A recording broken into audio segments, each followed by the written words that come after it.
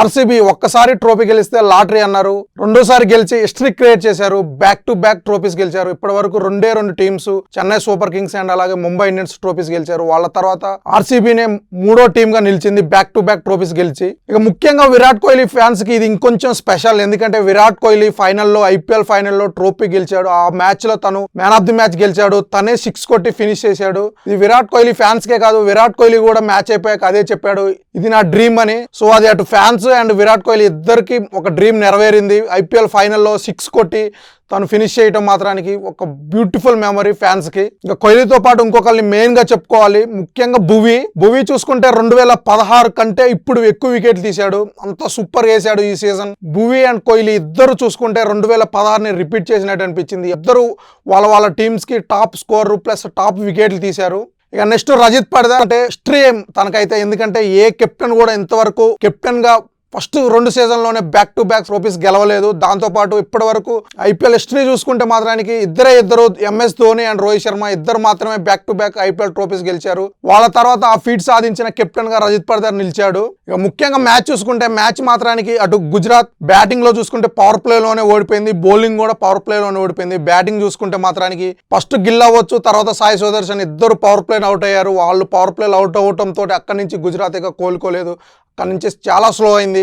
And అలాగే బౌలింగ్లో చూసుకుంటే పవర్ ప్లేలోనే అటు వెంకటేష్ అయ్యర్ అండ్ అలాగే ఇటు విరాట్ కోహ్లీ ఇద్దరు పవర్ ప్లేలోనే రెచ్చిపోయారు. పవర్ ప్లేలోనే ఆల్మోస్ట్ మ్యాచ్ ఫినిష్ అయిపోయింది. 4.3 ఓవర్స్ లోనే 62 పార్ట్నర్షిప్ ఇచ్చారు ఫస్ట్ వికెట్ కి. అంత సూపర్ గా ఆడారు వెంకటేష్ అయ్యర్ అండ్ విరాట్ కోహ్లీ. వెంకటేష్ అయ్యర్ అయితే కాలుకు దెబ్బ తగిలినా సరే తను వెళ్ళిపోకుండా ఫైట్ చేశాడు. వెంకటేష్ అయ్యర్ అవుట్ అయిన తర్వాత కొంచెం తడబడారు. ఎమ్మటే వెంకటేష్ అయ్యర్ తర్వాతనే Devdutt Padikkal, Rajat Patidar, Krunal Pandya back to back wickets పడ్డాయి. కానీ విరాట్ కోహ్లీ మాత్రానికి ఒక సైడ్ ఫైట్ చేశాడు, సూపర్ గా ఆడాడు.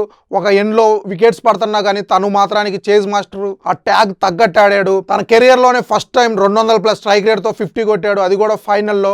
ఇక విరాట్ కోహ్లీకి టీమ్ డేవిడ్ మంచి సపోర్ట్ ఇచ్చాడు. తను ఒక 24 రన్స్ కొట్టాడు, 17 బాల్ ఆడి 24 రన్స్ కొట్టాడు, 3 4లు 6. సో తన స్టైల్కి భిన్నంగా సిచ్యువేషన్ తగ్గట్టు పద్ధతిగా స్లోగా ఆడాడు. సో మొత్తం టీమ్ కాంట్రిబ్యూషన్ చూసుకుంటే వెంకటేష్ అయ్యర్ అయ్యొచ్చు ఈ సీజన్లో, దేవదత్ పడికల్ కానించి రజిత్ పడిదార్ కెప్టెన్గా ఫస్ట్ టైం తను 500+ రన్స్ కొట్టాడు. విరాట్ కోహ్లీ తర్వాత ఆర్సీబీకి తనే ఎక్కువ రన్స్ కొట్టాడు ఈ టీంలో.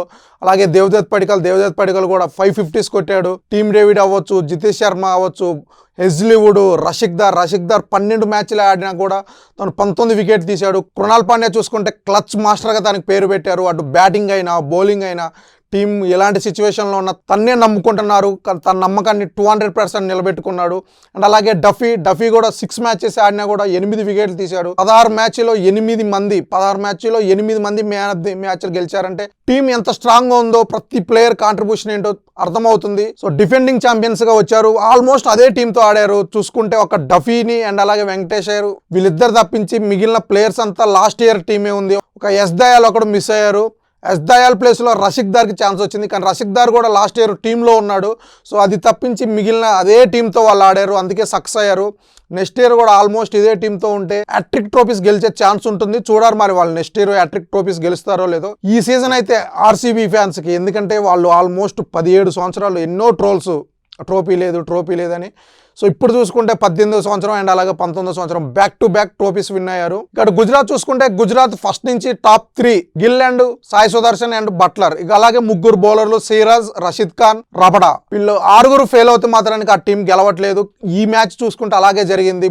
3 సాయి సుదర్శన్, బట్లర్, గిల్ 3 ఫెయిల్ అయ్యారు. బౌలర్లు కూడా రబడా తను ఫెయిల్ అయ్యాడు, సిరాజ్ ఫెయిల్ అయ్యాడు. అలాగే రషీద్ ఖాన్ 1-2 వికెట్లు తీసినా కూడా తను తన రేంజ్కి తగ్గట్టు అయితే ఆడలేదు. సో మిడిల్ ఆర్డర్, ఈ టీంకి మిడిల్ ఆర్డర్ బాగా ప్రాబ్లం. సో నెక్స్ట్ ఇయర్ వీళ్ళు కనుక ఒక 2-3 మంచి మిడిల్ ఆర్డర్ ప్లేయర్స్ కొనుక్కుంటే మాత్రానికి నెక్స్ట్ సీజన్ వీళ్ళు గెలిచే ఛాన్స్ ఉంటుంది. చూడాలి మరి.